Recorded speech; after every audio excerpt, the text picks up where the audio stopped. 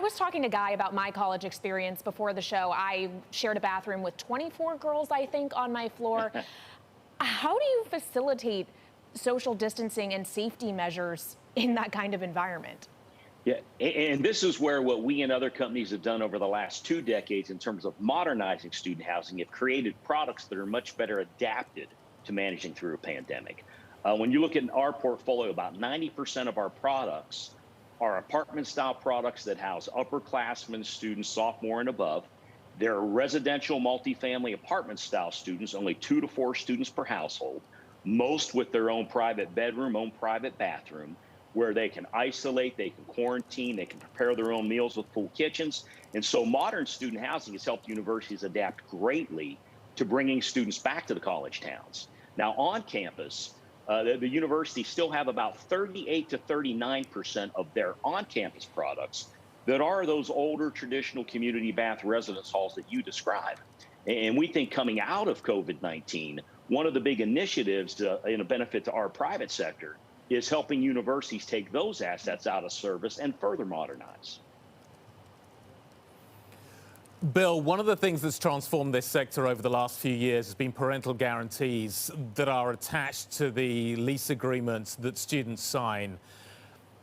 Is that turning out to be a very important factor right now? I'm really curious as to what delinquencies look like, how many of those kinds of guarantees are being used.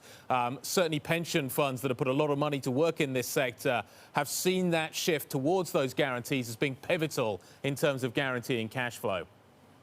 Yeah, and we have seen very positive response throughout the pandemic in terms of the ability for students and parents to continue to pay rent. Throughout the spring and summer term, we collected 93.7% of our rent.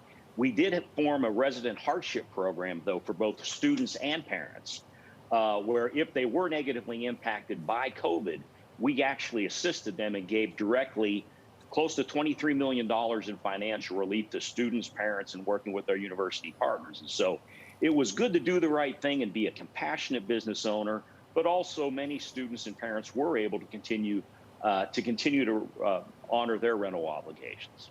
So, Bill, I'm thinking of the many instances across college campuses across the country. We've seen UNC being one example where students had to leave. They had to go home because of outbreaks. What are you doing in situations like that where there may be vacancies? Do they have to pay the duration of their lease? They're actually not going home. And when you look at what's occurred in the state of North Carolina, we actually had an uptick in our private off-campus properties when the university has announced they were going fully online, and that the students don't want to leave the college towns and they don't want to leave the academic environment. Now, in some cases, they don't want to be in the on-campus product with those community baths, but rather than going home, they're moving into the more modern apartment-style housing that is better suited. Also, 2 to 3 weeks ago, Dr. Fauci did get on TV and say, hey, look, the worst thing colleges and universities can do is send students home, but rather, that demographic, the 18 to 22-year-old, has shown to be very low risk to COVID complications. And them being in their college towns together have enabled them to be in a safe environment, whether the university is online or in person. And as universities have toggled between the curriculum delivery methodology, we have not seen that change students' desire and consumer sentiment to stay in the college town and their housing and continue online. Are there any long-term effects of what's happening here? No, the one thing that we have seen and are very pleased is the numbers that we see coming in the 93 markets that we serve, is we haven't seen the big decrease in enrollment that you mentioned at the beginning of the segment at George Washington.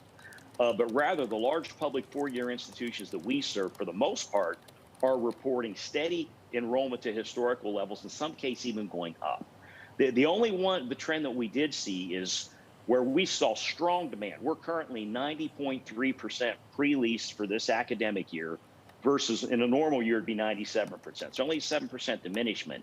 And within that diminishment, what we saw was that sophomores and upperclassmen that are experienced students, almost all of them came back. Only about 5% didn't physically relocate, but they still enrolled. With first-year students that are graduating from high school among COVID, leaving home for the first time to start their college career, There we saw a little more apprehension as those first-year products in our portfolio, which only make up about 10% of our total design beds, they're at 80% occupancy. And so a lot of students said, until I can get into the classroom, I may delay coming to the university physically. But overall, we've seen students want to be back in their college towns, regardless of online or in person. And we've also seen mom and dad want the students to be back in their college towns. But if occupancy is indeed lower, is that going to pressure your cash flow and then by extension your dividend? No, we were in very good situation going into COVID. We actually, where we're able to issue, have a corporate bond offering in the last quarter. We did another $400 million raise. We had about $850 million in liquidity on the balance sheet, so we're in a very strong cash position. And so that 7% diminishment certainly is not something that puts material pressures on our cash flows. Obviously, dividend policy is something we always look at on an ongoing basis with our board of directors. But we feel very confident in terms of where we are with the occupancies moving into this academic year, only being down what we would not consider material impacts when you look, for example, at office and hospitality and what's happening in terms of usage there. We think where student housing has always been known for its resiliency of cash flows in a macro environment. We think we showed that throughout the pandemic, while certainly not completely insulated, the theme of the resiliency of cash flows continues to stay in place.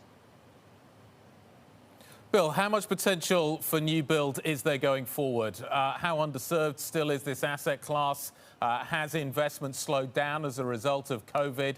Is there pent-up demand still to come back into the market? I'm really curious what the supply side looks like. Yeah, transactions have certainly slowed during COVID, but I don't think investor sentiment and demand have in terms of looking at the sector long term. When you look at how the industry lays out from a supply perspective, the universities own 22% beds as a percent of enrollment in most markets nationally. And the average age of that housing is 52 years old. And a lot of that is the community base. So modernization of that product needs to continue. That really adds no new beds to the market.